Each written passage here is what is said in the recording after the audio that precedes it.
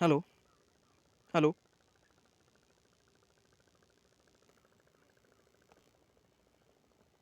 नमस्कार।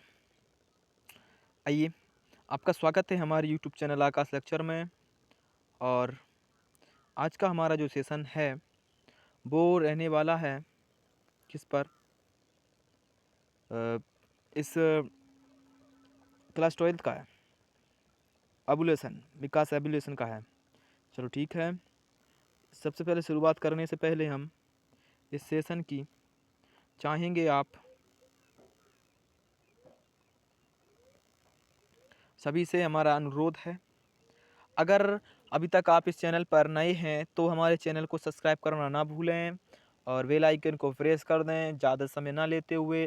अब आज का हमारा जो टॉपिक है वो पूरा इस टाइप का है, यानी biology class 12th NEET chapter 7 विकास का वॉल्यूम 6 ये आ रहा है, वॉल्यूम 6 है।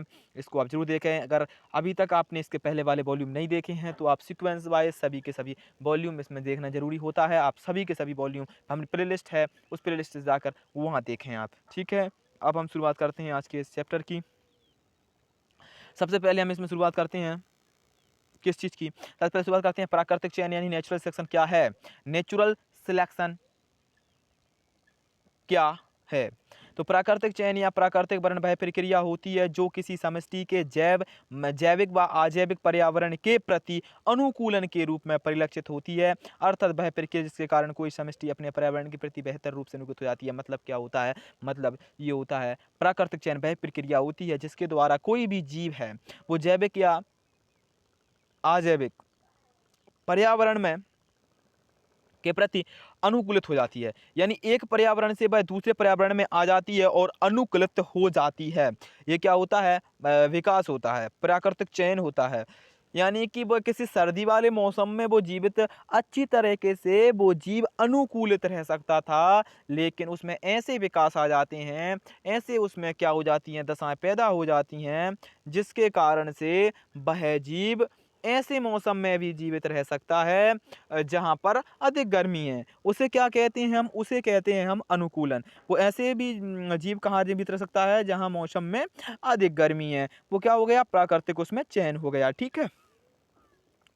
अब इसके बाद हम इसमें प्राकृतिक चयन के बाद इसमें देखेंगे कि जो जैविक पर्यावरण में जीवधारियों की, ठीक है, में शामिल हैं प्रकृति संसाधनों की स्पर्धा। यानी कि जो इसमें क्या होती है? स्पर्धा सम्मिलित होती है। इनमें दो जीवों के बीच में कंपटीशन होता है। मतलब वही जीव इसमें जीवित रह सकता है जो कंपटीशन में पास हो जाता है, यानी कि वो उस प्रकार के अनुकूलन में जीवित रहने में सक्षम हो जाता है। वही जीव इसमें क्या होता है? जीवित रह पाता है, अन्यथा जो जीव है उसमें आगे नहीं जा पाते। ये ताप पर, परिस्थिति, मौसम, इन सभी पर निर्भर करती हैं, हमने बता दिया था। अब प्राकृतिक चयन कितने प्रकार के होते हैं? प्राकृतिक चयन 3 प्रकार के होते हैं। सबसे पहला होता है वो होता है दिशात्मक, फिर होता है स्थायित्वात्मक, फिर होता है कौन सा? विदारक। वो हम देखेंगे आगे। ओ माय गॉड, यूं है। सबसे पहले आता है किसी भी लक्षण के लिए 3 प्रकार चयन होती हैं। पहला होता है दिशात्मक, फिर होता है स्थायित्वकारी, फिर होता है विदारक, यानी कि जो डायरेक्शनल मार्क्स वो सभी होते हैं। आप देख लीजिए अंग्रेजी उसकी क्या है ना। अब आ जाते हैं प्राकृतिक चयन द्वारा होने वाले विकास की आवश्यकता, यानी need of evolution by natural selection. Need of evolution by natural selection, यानी जो एवोल्यूशन के लिए के द्वारा जो इनमें क्या आते हैं, जो सिलेक्शन यानी प्राकृतिक चयन आते हैं, उसकी आवश्यकता क्यों होती है? उसकी आवश्यकता इसलिए होती है ताकि जीव में वो सिलेक्शन हो सके, उसमें भिन्नताएं हो सकें। तो जो यह क्या होती हैं, जो पूरी जो आवश्यकताएं होती हैं वो किससे डिफरेंट होती हैं? वो डिफरेंट होती हैं किससे? हार्डी वीनबर्ग का जो सिद्धांत था उससे वो क्या होती हैं? डिफरेंट होती हैं। हार्डी वीनबर्ग का सिद्धांत कहता था भिन्नता उत्पन्न ना हो, लेकिन ये कहता है उन भिन्नताएं उत्पन्न हो तब उसमें विकास होगा। यानी हार्डी वीनबर्ग की जो आवश्यकताएं थी उनके विपरीत में ये आवश्यकताएं होती हैं, यानी भिन्नताएं हो जीव में। जो समष्टि के सदस्यों में भिन्नताएं होनी चाहिए, जो समष्टि के सदस्य हैं उनमें भिन्नताएं होनी चाहिए। अब भिन्नताओं की वंशागति यानी जैव के लिए उपयोगी भिन्नताएं वंशागत होनी चाहिए, अर्थात भिन्नताओं का अनुवांशिक कारण होना चाहिए। मतलब किस कारण से वह भिन्नताएं हुई उनके, उनका कोई अनुवांशिक जो है कारण तो होना चाहिए भाई। ठीक है। अब अगर जीवों के विभिन्न अनुकूलनशीलता होनी चाहिए, जीवों की उपयोगिता इन भिन्नताओं को अंतर व निर्भर करती हैं। भिन्न प्रजनन यानी बेहतर रूप से अनुकूलित जीव प्रजनन द्वारा सक्षम संतति को उत्पन्न कर सकते हैं। ये सब उसमें होना आवश्यक होता है, ठीक है। ये सब उसमें नहीं होगा तो वह भिन्नताएँ नहीं कर पाएगा, ठीक है। अब आता है इसके जो पॉइंट होते हैं, अब वो क्या पॉइंट होते हैं वो हमको देखना है। इसी में आएगा। करो उसको। क्या हैगा भाई, दिशात्मक चयन सबसे पहले आता है। डायरेक्शनल सिलेक्शन क्या होता है वो देखना है हमें कि मतलब किसी एकदम अलग या अतिकारी लक्षण के पक्ष में हुए चयन के लिए वक्र उसी दिशा में क्या हो जाता है, खिसक जाता है, उसी दिशा में वक्र बन जाता है, उसे दिशात्मक चयन कहती हैं। उसके उदाहरण हैंगे जो हैं क्या हैं कि जीवाणुओं की एंटीबॉडी प्रति जो प्रतिरोधकता, औद्योगिक मिलनता जो थी सलबों की, वो सब इसके उदाहरण होते हैं। किसके होते हैं उदाहरण, वो सभी उदाहरण होते हैं दिशात्मक सिलेक्शन के या दिशात्मक डायरेक्शनल के। इसके सभी क्या होते हैं, वो उदाहरण होते हैं, ठीक है। इसके सभी वो उदाहरण होते हैं। अब देख सकते हैं उसको, इसके सभी वो उदाहरण होते हैं डायरेक्शनल की, ठीक है। अब इसके उदाहरण हुए तो इसमें आप यहाँ चित्र दिया गया है, इस चित्र से कैसे समझ सकते हैं। इस चित्र में जो बी हैं उनको समझ सकते हैं आप काले सलब, ए हैं उनको समझ सकते हैं आप सिलेटी सलब।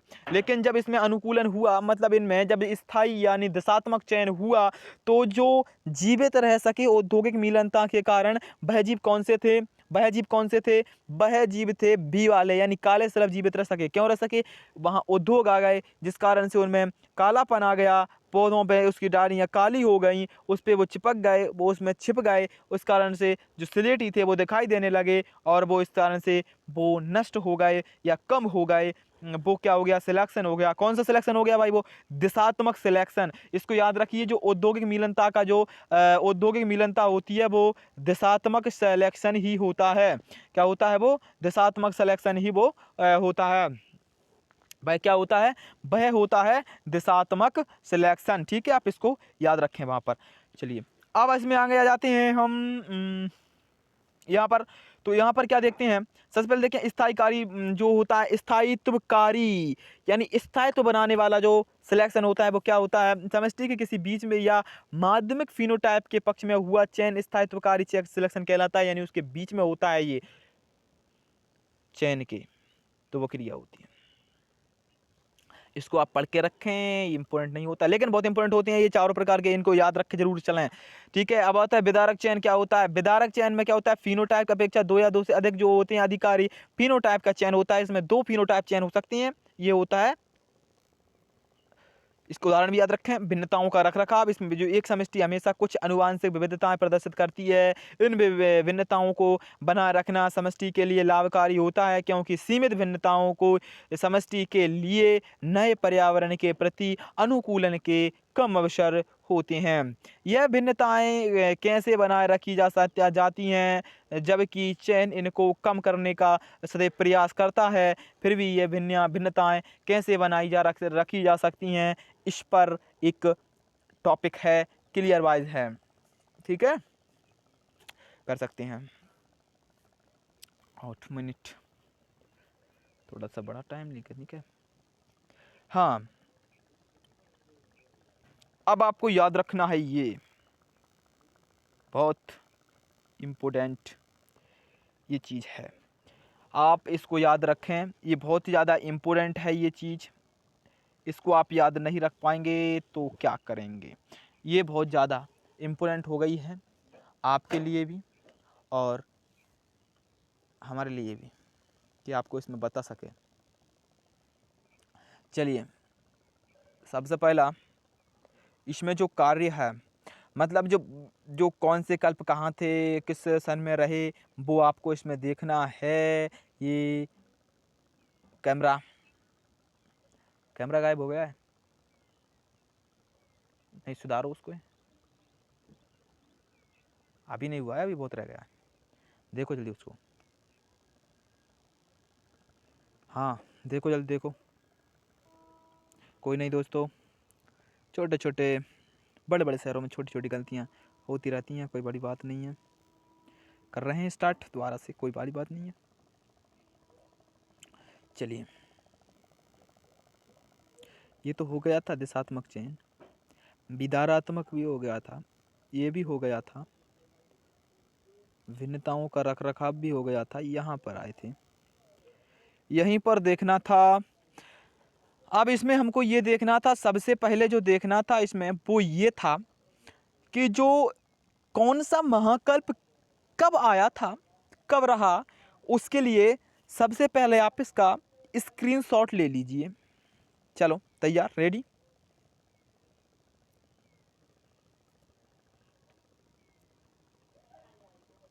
ले लिया? चलिए आगे चलते हैं। इसका स्क्रीनशॉट ले लीजिए फटाक से।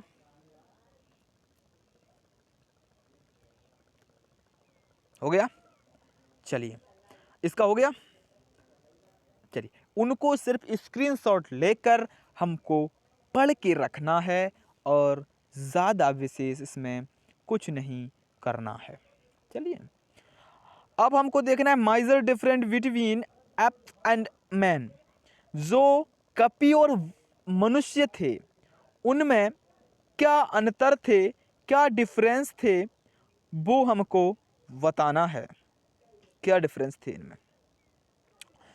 तो इनके डिफरेंस में कुछ ज़्यादा अंतर नहीं था।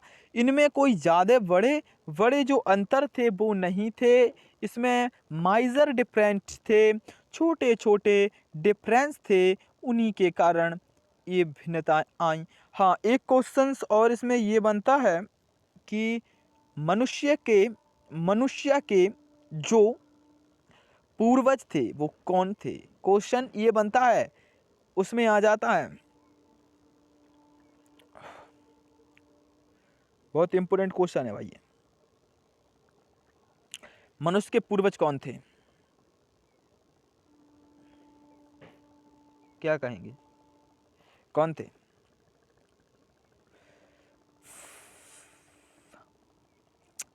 कपी में समानताएं तो थी उनकी, लेकिन वो उनके पूर्वज नहीं थे।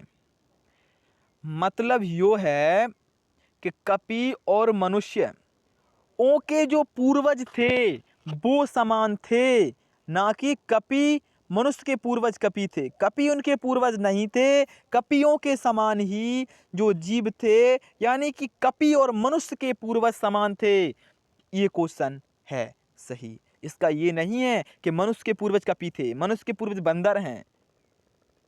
बंदर कैसे हो सकते हैं? वो स्तनधारी हैं। उनके पूर्वज, दोनों के पूर्वज समान थे, लेकिन मनुष्य के पूर्वज कभी बंदर नहीं थे, कपी नहीं थे, गोरिल्ला नहीं थे। ये सब उनके पूर्वज नहीं थे। इनके पूर्वज कैसे थे? समान थे। इनके पूर्वज कैसे थे? इनके पूर्वज थे समान। इन सभी के पूर्वज कैसे थे? समान थे। इनके पूर्वज एक नहीं थे, लेकिन इनके पूर्वज कैसे थे? समान इनके पूर्वज थे। ठीक है, चलिए अब चलते हैं हम आगे की ओर। चलिए चलिए चलिए चलिए चलिए, अब आ जाते हैं कि कपियों की जो मैं रीढ़ की हड्डी खोपड़ी के पश्च भाग से जुड़ी होती थी। जो कपी थे उनकी जो रीढ़ की हड्डी थी वो उनके खोपड़ी के ये वाला भाग होता है, इसके पश्च भाग से यहाँ पर जुड़ती है आकर के। यहाँ पर क्या होती है? वो जुड़ी होती थी। और मनुष्यों की जो रीढ़ की हड्डी है, ये हमारी रीढ़ की हड्डी जो होती है वो मध्य भाग से जुड़ती है, यहाँ आकर जुड़ जाती है, खोपड़ी के मध्य भाग तक आती है वो रीढ़ की हड्डी। ठीक है, तो कपियों की रीढ़ की हड्डी वक्रीय होती थी, यानी कि कपियों की जो रीढ़ की हड्डी थी वो इस शेप में होती थी, इस शेप में होती थी। रुक जाइए, हम लिख देते हैं ना, क्या बड़ी बात है। वक्रीय ऐसी थी, कपियों की रीढ़ की हड्डी वक्रीय होती थी।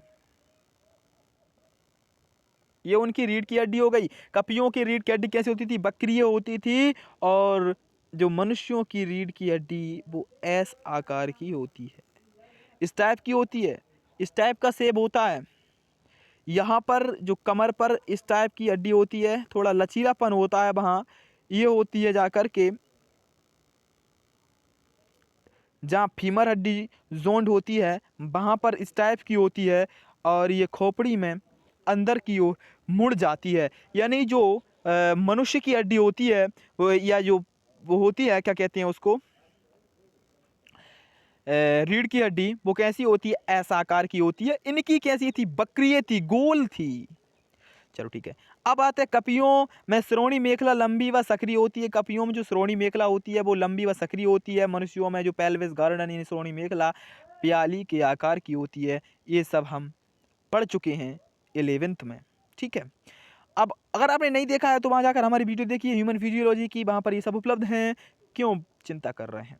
घुटने कम वजन सह सकते हैं। किसके? कपियों के घुटने कमजोर थे, कम वजन सहन कर सकते थे, लेकिन मनुष्य के घुटने स्ट्रांग होते हैं, अधिक वजन सहन कर सकते हैं। कपियों के पैर के तलवे चापदार नहीं होते थे, पैर का अंगूठा समकोण होता था। ये तो छोटी छोटी सी हैं। अब आता चलन मुक्ता 4 पैरों पर था। कपियों का जो चलन था मुक्ता 4 पैरों पर था।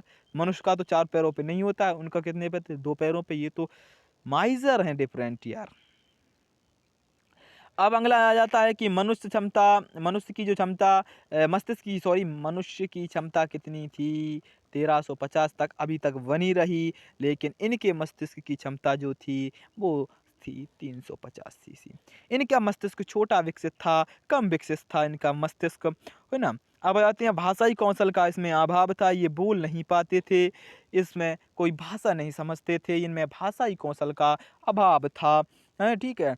और मनुष्य में भाषाई कौशल है, अब जानते हैं है। अग्रपाद हाथ पैरों की अपेक्षा लंबे थे। इनके जो अग्रपाद थे यानी हाथ जो थे वो पैरों पीछे वाले जो पश्चपाद थे उनकी अपेक्षा लंबे थे, यानी घुटनों के नीचे आते थे। आपने इसके चित्र को देखा होगा, नहीं देखा है तो गूगल पर जाइए, वहाँ आप कपी को देख सकते हैं। सर्च कीजिए, गूगल वह चीज़ है जो कुछ भी नहीं छोड़ती। या पर अपने आप के एनसीईआरटी में तो इसको दे ही रखा है, वहाँ देख सकते हैं आप जा कर के, ठीक है। और पौधे हाथों की अपेक्षा लंबे होते हैं। इनके पौधे जो थे पैर पैर जो थे वो लंबे थे, हो जाती हैं थोड़ी थोड़ी गलती। अब आते हैं बाल पूरे शरीर पर होते थे। जो बाल थे वो इनके पूरे शरीर पर होते थे। किसके? जो थे कपी, उनके पूरे शरीर पर इनके क्या होते थे? बाल होते थे। लेकिन मनुष्य के एक सीमित क्षेत्र पर ही बाल होते हैं। सांस्कृतिक बोध नहीं था इनमें, सांस्कृतिक कौशल नहीं था इसमें कपी में, लेकिन मनुष्य में सांस्कृतिक कौशल है, सांस्कृतिक बोध है। अब आ जाते हैं हम यहाँ पर। तो यहाँ पर क्या देखते हैं हम? यहाँ पर सबसे पहले देखते हैं हम कि मनुष्य के विकासीय इतिहास का सारांश समरी ऑफ ह्यूमन फिलोजेनी।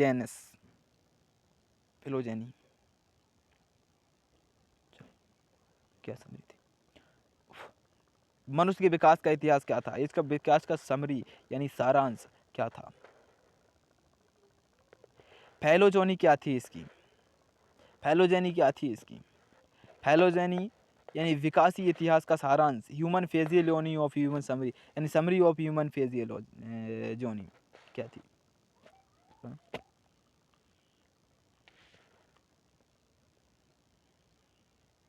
चलिए,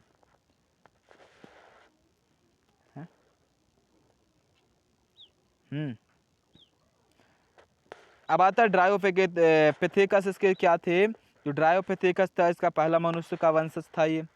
इसकी आयु कितनी थी वो इसमें लिखा है। क्या खाता था वो इसमें लिखा है, आप देख सकते हैं। पहले कौन सा आया था? सबसे पहले इसका क्रम याद रखना है। सबसे पहले ड्रायोपिथेकस आया, फिर रामापिथेकस आया, ऑस्ट्रेलियोपिथेकस आया, फिर ओफेरेसियंसी आया, फिर होमो हेबिलस आया। होमो हेबिलस के बाद इसमें होमो इरेक्ट आया, होमो सेपियंस आया, क्रोमेगनन मानव आया, होमो सेपियंस आया। इसमें जो हमें मुख्य बात याद रखनी है, इसका जीवन काल कितना था उससे हमें कोई लेना देना नहीं है, अभी आयु से कुछ नहीं लेना। इसमें मुख्य होता है कपाल गुहा, आहार और श्राविन्यास और विशिष्टता इसकी क्या थी वो हमको देखना है इसमें, ठीक है। सबसे पहले आ जाते हैं हम सबसे पहले हम किस पर जाते हैं? ड्रायोपिथेकस पर। ड्रायोपिथेकस क्या था? ये फल पत्ती खाता था, ठीक है, आंशिक सीधा था, कपी जैसे लक्षण थे इसके, है ना। अब आ जाती है हम किस पर? रामापिथेकस पर। ये कोई इसकी कुछ कपाल क्षमता नहीं थी इसमें भी, ये बुद्धिहीन प्राणी था, है। अब फल और नट खाता था ये, ठीक है, आंशिक सीधा था, मनुष्य का सीधा पूर्वज था ये मतलब यही था मनुष्य पूर्वज। कौन था? रामापिथेकस, मनुष्य का सीधा पूर्वज था ये। चल ठीक है। अब आ जाती है ऑस्ट्रेलियोपिथेकस। ये क्या था, इसका इसमें थोड़ा सा विकास हुआ था इसके मस्तिष्क में। इसका मस्तिष्क जो था वो कितना था, इसका मस्तिष्क था 350 से 450 सीसी का इसका मस्तिष्क था। शाकाहारी जीव, सीधा और पास में मैदानों में रहने वाला था। ठीक है। अब आ जाता है अफ्रीक का था वो, इसका भी उतना ही था। अब आ जाता है होमो हेविलस। होमो हेविलस में जो था वो 650 से 800 सीसी का इसका मस्तिष्क था। शाकाहारी था वो, सीधा व प्रारंभिक औजार व शाकाहारी बनाने में इसका इस औजारों का विकास इसी जीव ने किया था। इसी जीव ने क्या किया था, औजारों का विकास किया था। अब आ जाता होमो इरेक्ट। जो होमो इरेक्ट था वो ऐसा मानव था जो इसका जो कपाल था वो 900 सीसी का था। सर्वहारी जीव था, सीधा चलता था और सामूहिक शिकार, औजार, प्रारंभिक भाषा कौशल इसमें सभी था। अब आ जाता होमो सेपियंस, जिसे निडर निएडेरेथेलिन्स मानसिस मानव कहते हैं। ये जो मानव था वो सर्वहारी था। इसका जो मस्तिष्क की क्षमता थी सबसे ज़्यादा इसी मानव की थी। ये सबसे ज़्यादा विकसित मनुष्य था। ये होमो सेपियंस जो था सबसे ज़्यादा बुद्धिमान प्राणी था। इसकी जो कपाल क्षमता थी 1400 से 1500 सीसी तक थी। सर्वहारी था, सीधा चलता था, मृतकों व दफनाना, शरीर को खाल से ढकता था। ये वह मानव था। अब आ जाती है क्रोमैग्नियन मानव। ये जो था 1400 सीसी इसका शरीर वो दिमाग की क्षमता थी और ये सीधा चलता था, सर्वहारी था, गुफा चित्रण का इसका प्रमुख कार्य था। अब आता है होमो सेपियंस सेपियंस। होमो सेपियंस सेपियंस जो आ जाता है, जो अभी हम हैं, भविष्य में जो अभी मानव है वो होमो सेपियंस सेपियंस है। इसका कपाल क्षमता इसका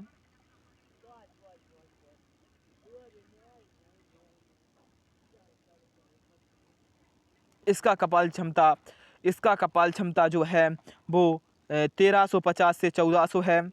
1350 से 1400 इसकी कपाल क्षमता है, यानी इसकी कैपेसिटी जो है 1350 से 1400 है। और सर्वहारी है, सीधा है, सांस्कृतिक व तकनीक विकास में इसका मनोभावना अच्छी है। इसका बुद्धि कौशल भी अच्छा है, काफ़ी अच्छा है इसका बुद्धि कौशल भी। ये वही मानव है जो अभी हम हैं, भविष्य में ये हम हैं जो भविष्य में हैं, वह हम ही मानव हैं जो इसमें हैं। मतलब सभी का जो मस्तिष्क होता है वह होता है कितना कितना कितना 1400 सीसी। किसी का मनुष्य का मस्तिष्क की कैपेसिटी जो है वो कम नहीं होती है, वो कम नहीं होती है, वो कम नहीं होती है, वो कम नहीं होती है। सभी की कैपेसिटी बराबर होती है। इसलिए कभी कोई किसी को इंटेलिजेंट ना समझे, किसी को वीक ना समझे, किसी को वीक ना समझे। Never consider yourself weak, never consider yourself weak, never consider yourself weak. ना समझे, क्यों ना समझे? इसका कारण है क्योंकि सभी का मनुष्य की कैपेसिटी, सभी मनुष्यों की मस्तिष्क की कैपेसिटी क्या होती है, ब्रेन की कैपेसिटी क्या होती है, 14 सीसी। आप हो, हम हो, कोई हो, सभी की मस्तिष्क की कैपेसिटी बराबर होती है। मोदी जी, उनकी भी 1400 है, छाती का नहीं कह सकते। उनकी कैपेसिटी कितनी है सभी की? हाँ, अमिताभ बच्चन, कोई हो, सभी की कैपेसिटी कितनी होती है? बराबर होती है, 1400 सीसी होती है। उससे ज़्यादा किसी की कैपेसिटी नहीं होती। वो जो विकास कर लेता है, जो मस्तिष्क पर कार्य कर लेता है, वही निर्माता बनता है। हमारा सेशन था एक संडे के दिन, जूम पर चल रहा था। उसमें हमने बताया था कुछ इसी बारे में। आप उस सेशन को देख लीजिए, सारी की सारी जानकारी आपके सामने खुल जाएगी। कोई छोटा नहीं होता, कोई बड़ा नहीं होता, कोई कमज़ोर नहीं होता, कोई पुअर नहीं होता, कोई रिच नहीं होता। सभी अपने कार्य से पुअर होते हैं, अमीर होते हैं, रिच होते हैं, सब होते हैं। वो आप उसमें देख लीजिए। अगर हम तो यहाँ कहेंगे, अगर आपने अभी तक हमारा चैनल सब्सक्राइब नहीं किया है तो चैनल को सब्सक्राइब कर लें, बेल आइकन को प्रेस कर दें। थैंक यू, धन्यवाद। आकर के मिलेंगे किसी अगले लेक्चर में। तब तक के लिए thank you, God bless you.